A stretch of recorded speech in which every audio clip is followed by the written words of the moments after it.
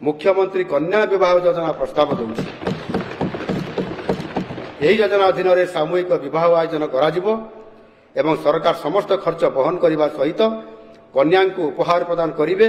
मुख्यमंत्री कन्या विवाह योजना। तो फ्रेंड्स वीडियो को आपण माने फास्ट टू लास्ट पर्यंत देखंतु आम चैनल को आपण माने फास्ट टाइम आसतिले चैनल को सब्सक्राइब करंतु आ शेयर करंतु।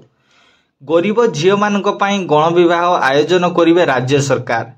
मुख्यमंत्री मोहन चरण माझी आज विधानसभा 2025-2026 आर्थिक वर्ष पई राज्य बजेट उपस्थापन करछंती।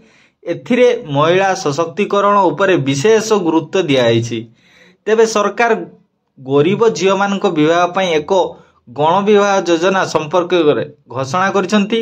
यार ना हेउछि मुख्यमंत्री कन्या विवाह योजना। या माध्यम गण विवाह आयोजन कराजिबो। सरकार ए बाबद समस्त व्यय वहन करिवे और कन्या को सरकार पक्षर एक उपहार दियाजिबो। एही योजना पई 12 कोटी व्यय बराद करा जायछि। अन्य पक्षरे मुख्यमंत्री संपूर्ण स्पष्टी योजना पई 526 कोटी टंकार व्यय बराद करा जायछि। मुख्यमंत्री कन्या विवाह योजना माध्यम गण विवाह आयोजन कराजिबो। सरकार ए बाबद समस्त व्यय वहन करिवे और कन्या को सरकार पक्षर एक उपहार दियाजिबो। एही योजना पई 12 कोटी व्यय बराद करा जायछि। अन्य पक्षरे मुख्यमंत्री संपूर्ण पुष्टि योजना पई 526 कोटी टंकार व्यय बराद करा जायछि। या छड़ा ममता योजना पई 284 कोटी टंकार व्यय बराद करा जायथवा बेले प्रधानमंत्री मातृवंदना योजना 208 कोटी टंका व्यय बराद करा जायछि। मिशन शक्ति पई 2775 कोटी टंका व्यय बराद करा जायछि। चलंतु एबे नेक्स्ट न्यूज ऊपर को जिबा। शीघ्र आसुची सुभद्रा प्लस। महिला को सशक्तिकरण दृष्टि रखी सुभद्रा प्लस कार्यकारी करा जिवो। राज्य रे भाजपा सरकार क्षमतासीन हेबा परठारु ओडिशार महिला मानकर उन्नतिकरण और सशक्तिकरण दिगरे गुरुत्व रूप करि आछंती। एही क्रम रे राज्य सरकार महिला को वर्ष को 2टी किस्ती 10,000 टंका लेखाए सहायता प्रदान प्रतिश्रुति को पालन करुछंती। तेबे बजेट रे सुभद्रा योजना को गुरुत्व देइछंती सरकार। एथिपाई 10,145 कोटी टंका व्यय बराद करा जायछि। सेही बळी सुभद्रा सुरक्षा नुआ योजना पाई 153 कोटी टंका व्यय बराद करा जायछि। एथिसो नुआ योजना हिसाब रे गरीब झियोंक विवाह पाई मुख्यमंत्री कन्या विवाह योजना रे 12 कोटी टंका व्यय बराद करा जायछि।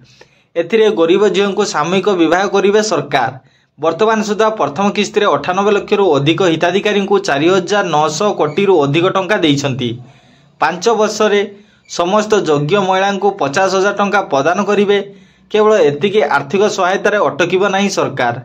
2025-2024 आर्थिक वर्ष रे महिला मानक पई सुरक्षा सुनिश्चित करिवा पई सुभद्रा योजना 10,145 कोटी टंका सुभद्रा सुरक्षा अधीन रे 153 कोटी टंका दिया जिवो। सुभद्रा प्लस रे किशोरी सुभद्रा, सुभद्रा संचय, सुभद्रा सखी, सुभद्रा यात्री, सुभद्रा संघ, कुहा सुभद्रा, सुभद्रा सहयोगी, सुभद्रा पंडित, सुभद्रा और सुभद्रा वृत्ति भली नुआ पदक्षेप नेबे राज्य सरकार।